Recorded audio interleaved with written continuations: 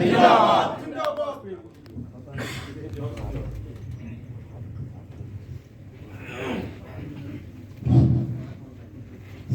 عليكم ورحمة الله وبركاته. أعوذ بالله من الشيطان الرجيم. بسم الله الرحمن الرحيم. الحمد لله رب العالمين والصلاة والسلام على سيد الأنبياء والمرسلين وآله وأصحابه أجمعين.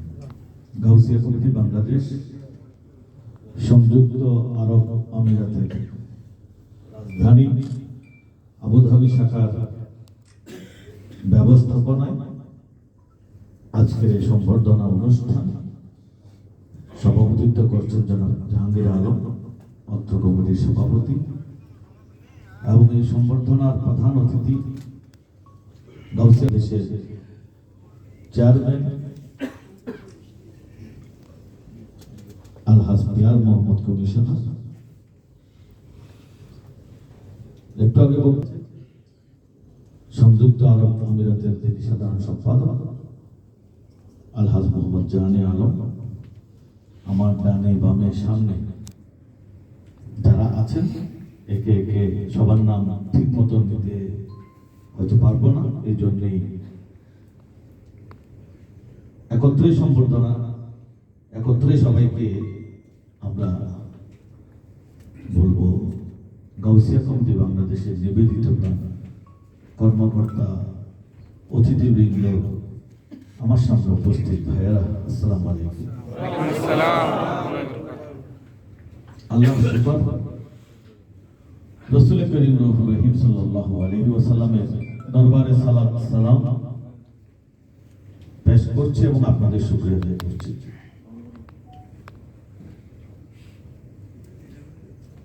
সংগঠনের নাম গাউসিয়া কমিটি বাংলাদেশ। আর যে হলের মধ্যে আমরা প্রোগ্রাম করছি মনে হচ্ছে এটা একটা মিনি বাংলাদেশ। স্মৃতিসৌধ দেখতে পাচ্ছি, শহীদ মিনার দেখতে পাচ্ছি, বাংলাদেশের জাতীয় সংসদ দেখতে পাচ্ছি, আমাদের চট্টগ্রামের শাহ মানব সেতু আর পদ্মা সেতু, এইভাবে মনে হচ্ছে একটা মিনি বাংলাদেশ। আর যে চেহারাগুলো দেখছি এগুলো সব বাংলাদেশের চেহারা। আলহামদুলিল্লাহ। শাহিন শাহী রেকর্ড বলেন মাই भी বাঙালি हूं।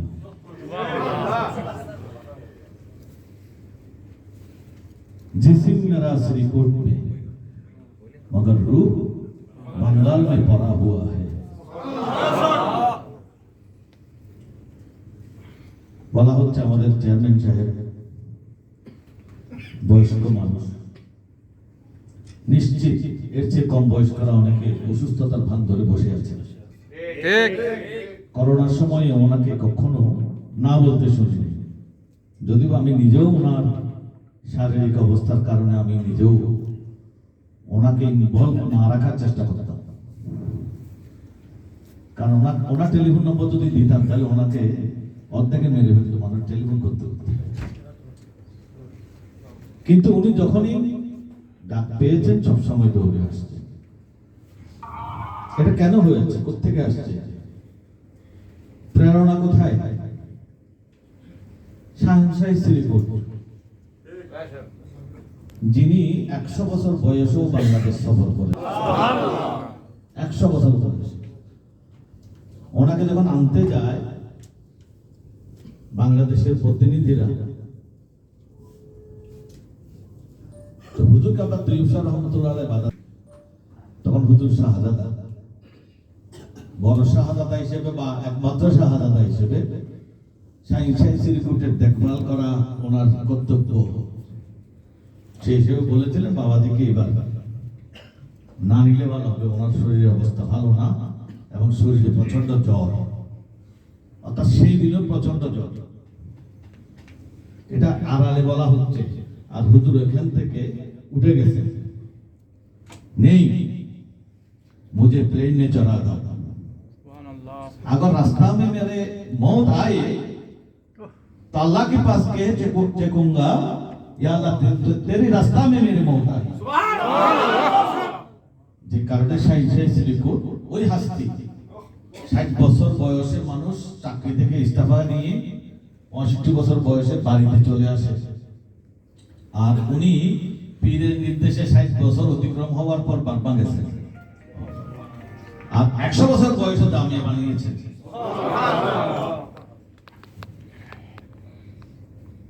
এবং যখন লাকড়ি কাঁধে নিয়ে পীরের দরবারে 18 মাইল পর্যন্ত নিচ্ছেন, তখনও ওনার বয়স কিন্তু 60-এর মতো প্রায়। আমরা যদি রিকোটে সেই শ্রমের কথা চিন্তা করি, তাহলে আমাদের পরিশ্রম নাই বললেই চলে। হুজুর কাবলা মেহেরবানি করে আমাদেরকে এই বিশাল কর্মযজ্ঞের সাথে আমাদেরকে সামিল করে মূলত আমাদের মতো পোড়া কপালদেরকে সৌভাগ্যবান বানিয়েছে।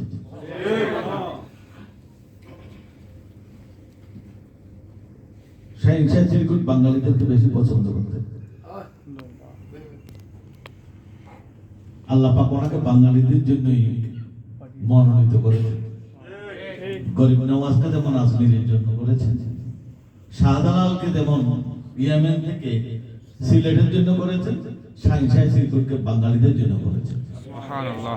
দেখেন জামিয়ার যে ছবিটা আছে, শ্রীকুটি রহমতুল্লাহ আলাইহি মাদ্রাসার কার্যক্রম পরিদর্শন করতেছেন, দেখবেন যে হুজুরের লুঙ্গি ভরা। পাকিস্তানি কোনো মানে লুঙ্গি ভরে নাকি? मैं भी बंगाली हूँ। बोले मैं भी बंगाली हूँ, बंगाली का साथ मेरा हशर होगा। अरे रिसाला, या रसूल अल्लाह, अरे गौसिया, या गौसिया, श्रीको, जिंदाबाद, गौसिया कमिटी बांग्लादेश, जिंदाबाद, जिंदाबाद। এই কথার ভিতরে ওইটাও লুকাই আছে, হাসরে নসরে রিকোট আমাদের সাথে আছে। শুধু এই জমিনে না, হাসরেও রিকোট আমাদের সাথে থাকবে। চন্দনায় সে রশিদাবাদে হুজুর কাবলা একদিন রিকোট গিয়েছিলেন। তো হুজুরের, আমি একটু আগে বলেছিলাম, হুজুরের লাকড়ি কাঁধে নিয়েছিলেন, খাদা চর্বি নিজে মানা করেছে। এক পর্যায়ে ওনার এখানে জট হয়ে গিয়েছে। সেই জট জীবন আর ভালো হয় নাই, বারে বারে সেটা অপারেশন করতে হতো, সেখান থেকে পুঁজ বের হতো, সেটা আবার ব্যান্ডেজ করা হতো। কেউ জিজ্ঞেস করলে হুজুর আপনার এখানে কি? এ বাজি কা মোহর হ্যায়, খাজা চরবির মোহর। তো রশিদাবাদের ওই লোক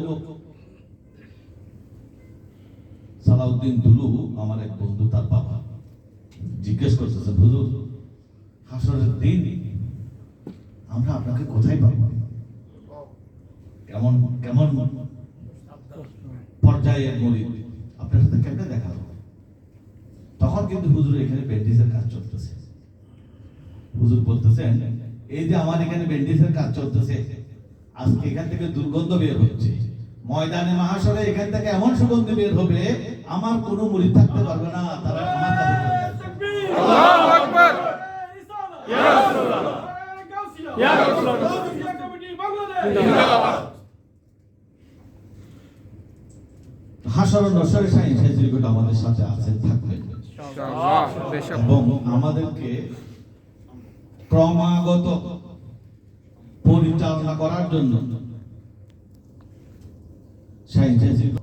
কোন শূন্যতা আছে? কোন শূন্যতা নাই, বরং যিনি পরবর্তীতে আসতেছেন দেখা যাচ্ছে ওনার অবস্থা আরো উপরে। এটাই আমাদের সুসংবাদ। আপনারা জানেন, আমি এমনি কাহিনী ভিত্তিক কথা বলে যাচ্ছি। এক লোক রিকোট বললেন, হুজুর আমার ইচ্ছে হচ্ছে শাহজাদা হুজুর, তো ইফসা হুজুরের জন্য এক জোড়া জুতা বানাও। তো বানাও। তো হুজুর মাপ, আমার কাছে তো মাপ নাই, কারণ তৈফসা হুজুর তখন বাংলাদেশে নাই, হুজুর তো দরবারে। তখন হুজুর তৈফসা হুজুরের আসা যাওয়া হচ্ছে না বাংলাদেশে। আসা যাওয়া কার হচ্ছে? শ্রীকুটির হুজুর। তো হুজুর মাপটা তো আমার জানা নাই। হুজুর বলেন আমার মাপ বানাও।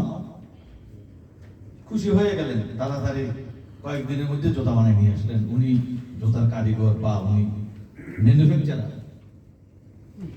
আগে থেকে শ্রীকুটি রহমতুল্লাহ জুতা উনি বানাই দিতেন, তাই ওনার জন্য এটা খুব সহজ হয়ে গেল। একই মাপে জুতা বানিয়ে হুজুরের কাছে পেশ করলেন। হুজুর খুশি হলেন, দোয়া করলেন। কিন্তু ওনার মনের ভিতরে একটু খুতুমুতু করতেছে, কারণ যার জন্য জুতা বানাইছেন উনি তো এখানে নাই, এটা দেশে নিয়ে যাবে হুজুর, যদি না হয়। এই জন্যই মূলত জিজ্ঞেস করলেন, হুজুর আপনি বলছিলেন আপনার মাপে বানাইতে, এখন জুতাটা আপনার কথা মতো হয়েছে কিনা, শাহজাদা হুজুর পায়ে লাগবে কিনা আমি তো বুঝতে পারতেছি না। আপনি যদি মেহরবানি করে একটু পায়ে মাপ দিয়ে দেখতেন, এর মধ্যেই হুজুরের চেহারা চেঞ্জ হয়ে গেল। খামোশ, मुझे हिम्मत नहीं है তৈয়ব का জুতো पर पाव রাখে। এত সাহস আমার হয় না, এত হিম্মত আমার হয় না। वो मादर जात वली है, उनका बाप भी वली है, उनका माँ भी वली है। এটা মাঝে ওলি, এটা বলতে গেলে আমার অন্য কথা বলা হবে না, একটু বললাম। তো শাহীনের পরে অনেকের ধারণা ছিল যে আর চলবে না এই সিলসিলা। যারা হাসদ তখনও করত, হাসদ জীবন কিয়ামত পর্যন্ত হাসদ থাকবে, তারা কিন্তু তৈয়ব হুজুর আমলে আরো বেশি হতাশ হয়ে গেছে। কারণ শাহীনের হাতে বায়াত হতো শত শত, আর তৈয়ব হুজুর হাতে বায়াত হয়েছে হাজার হাজার। শাহীনকে যারা পরীক্ষা নিরীক্ষা করতে করতে হায়াত শেষ করে ফেলেছে, শাহীনের হাতে বায়াত হতে পারে নাই, ওই ব্যক্তিরা তৈয়ব হুজুর হাতে এসে বায়াত হয়েছে। এমনকি তৈয়ব হুজুরকে না সিরকুট হিসাব ঠিক আছে, উনি তো এতটুকু না, অর্থাৎ উনি মেপে ফেলছেন যেন ওনার কাছে এমন যন্ত্র আছে যেটা দিয়ে সব পরিষ্কার। দেখা গেল যে এক পর্যায়ে তৈয়ব হুজুরের নসিব হয় নাই, মওজুদা হুজুরকে আপনার হাতে উনি বায়াত হয়েছেন এবং আমাকে কেঁদে কেঁদে বলেছেন আমি হুজুরের হাতে বায়াত হয়েছি। যেমন আমার আপন মামা, ওনার সাথে আমার লেগে যেত হুজুর কেবলা নিয়ে, অথচ উনি বর্তমান হুজুর কেবলা হাতে বায়াত হলেন এবং 11 রবিউল আউয়াল ইন্তেকাল করলেন, হুজুর কেবলা ওনার ইমামতি করলেন। এজন্য তৈয়ব হুজুর একটা কথা আছে, তো ওলি আল্লাহদের একটা মজলিসে আলোচনা হচ্ছে পীরে কামেল কাকে বলা হয়। এক একজন এক একটা উত্তর দিচ্ছে। যারা আল্লাহকে তালাশ করতে চায় তাকে আল্লাহ রাস্তায় চালানো, এটাই পীরে কামেলের কাজ। এক একজন এক এক ভাবে বলছে। তো ওখানে একজন উত্তর দিচ্ছে না, পীরে কামেল তাকে বলা হয় না, বরং পীরে কামেল ওই হাস্তিকে বলা হয় যিনি বেখবর বান্দাকে আল্লাহ পর্যন্ত পৌঁছায়। সুবহানাল্লাহ। যে আল্লাহ তালাশ করতেছে তাকে আল্লাহ পর্যন্ত পৌঁছানো, এটাও তো আসলে পীরে কামেলের কাজ। হুজুর কেবলা বলছে না, হুজুর নিজের কথা বলতেছেন না, ওলি আল্লাহদের ওই মজলিসে একজন বলতেছেন, একজন এটা হুজুর কেবলা। এবং হুজুর কেবলা কোন পর্যায়ের ওলি সেটাই হুজুর কেবলার কথাই বোঝা যায় না। যে আল্লাহকে তালাশ করতেছে তাকে আল্লাহ পর্যন্ত পৌঁছানো, এটা পীরে কামেলের কাজ না, বরং বেখবর বান্দাকে আল্লাহ পর্যন্ত পৌঁছায় দেওয়া, এটাই পীরে কামেলের কাজ। আমি দেখছি শুধু বেখবর না, সম্পূর্ণ বিরোধী মানুষকে হুজুর কেবলার হাতে নিজে নিজে এসে বায়াত হয়ে নিজের জীবনকে আলোকিত করেছে। এবং বর্তমান হুজুর কেবলার আমলে আমরা দেখতেছি যে তৈয়ব হুজুরের আমলকে অনেক পিছনে ফেলে লাখো লাখো মানুষ একসাথে বায়াত হয়েছে হুজুর কেবলার। বক্তব্য রাখে না, বক্তব্য রাখে না যে এটা তো বড় কারাম। যিনি একটু করে দেখলে মানুষের ভিতরে পরিবর্তন হয়ে যায়। গরিব নামাজকে ওয়াজ নসিহত করার কারণে 99 লক্ষ মুসলমান বানিয়েছেন। আসছে চুরি নিয়ে গরিব নামাজকে কতল করবে, আর গরিব নামাজের সামনে পড়ার সাথে সাথে তওবা করে বায়াত হয়ে গেছে মুসলমান। হুজুর কেবলা তাহের মধ্যে দিলুল আলিশ চেহারার মধ্যে গরিব নামাজের ঝলকের মতো, ওনার সামনে আসলে কাবু। আমার একজন বন্ধু আইনজীবী এই দিকে বলতেছে, আমি বললাম তাকে দেখেন আপনি একজন আইনজীবী মানুষ, সচেতন মানুষ, অন্যান্য রাস্তার মানুষের মতো যা তা কথা বলবেন না, সাক্ষী সবুজের বাইরে কথা বলবেন না। মানে উনি শুনছেন আমরা গিয়ে চেষ্টা করি ও বাইরের কথা। আমি বললাম আপনি আমার সাথে ওয়াদা করেন, যেহেতু আপনি কথা বেশি বেশি বলে ফেলছেন, সুতরাং আপনাকে একটা দায়িত্ব পালন করতে হবে, নাহলে কিন্তু আমি আপনাকে ছাড়বো না। সেটা হচ্ছে আপনি হুজুরের কাছে যাবেন, আমি সাথে থাকবো। তাহলে আমি হুজুরের সাথে কথা বলবো, যদি আপনি পারেন, আমরা তো পারি না এই পর্যন্ত কথা বলতে, আপনি পারলে কথা বলেন, আমার দায়িত্ব আপনাকে হুজুরের রুম পর্যন্ত নিয়ে যাওয়া। সংক্ষেপ কথা, অন্য হুজুরের রুম থেকে বের হওয়ার পর খালি কাঁপতেছে, বক্তব্য আমাকে কোথায় আনছেন আপনি? প্রত্যেক বছর জুলুসে আসে, কারণ উনি এটা বলার কারণ আছে, ওনার হাঁটাদারি মাদ্রাসার দেওয়ালের সাথে ওনার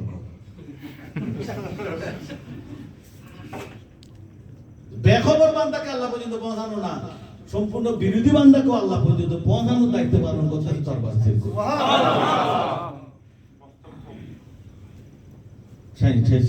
বড় মেহরবানি করেছেন আমাদের জন্য, যে ওনার উপযুক্ত অওলাদদেরকে সুপর্দ করেছেন আমাদের জন্য, বাঙালিদের জন্য। বোঝা যায় রহমতুল্লাহ আলামিন থেকে তিনি বাঙালিদের দায়িত্ব নিয়েছেন। আপনারা জানেন হুজুর কাবলা তাহিসা মাদ্দাজিলুল আলী, সাবেসা মাদ্দাজিলুল আলী, ওনাদের ব্যাপারে তো 2 বছর 3 বছর বয়সে, 1 বছর বয়সে সুসংবাদ দিয়ে ফেলেছে। আগামীকালের খবর রাখে না অনেকে, আমরা কেউ রাখি না। আর সাবেসা হুজুর যখন দুনিয়াতে আসছেন, টেলিগ্রাম করে বাঙালিদেরকে জানাই দিয়েছেন সুসংবাদ, কারণ সম্পর্ক তো বাঙালিদের সাথে বেশি, তো সুসংবাদটা আগে কাকে দিবে? বাঙালিদেরকে দিচ্ছি। যে তৈয়ব শাহ করে এমন এক হাস্তি এসেছে, साबिर शाह पाकिस्तान का लीडर होगा, बंगाल का पीर होगा। আগামীকাল একজন শিশু পাবে কিনা গ্যারান্টি থাকে না। আর সাইন্টিফিক বহু আগে বলে দিয়েছেন যে সাবের শাহ পাকিস্তান का लीडर होगा, बंगाल का पीर होगा। আজকে ওনাকে আমরা পাকিস্তানের অনেক বড় পর্যায়ের নেতা হিসেবে দেখে ফেলেছি অলরেডি। উনি পীর হিসেবে এখনো পরিপূর্ণভাবে পদার্পণ করেন নাই। আমরা আমাদের যারা মুরব্বী তাদের কাছে শুনেছি, বেড়া দেখি সাবের শাহ হুজুর আমূলক কি, তাহলে বোঝা যায় ওনারা শুনে আসছেন। অনেক কাহিনী আছে। আমাদের যেটা জিম্মাদারি, আমাদের কাজ শুধু টাকা তোলা না। আমি আপনাদের সাথে একটু ভিন্ন পোষণ করতে চাই।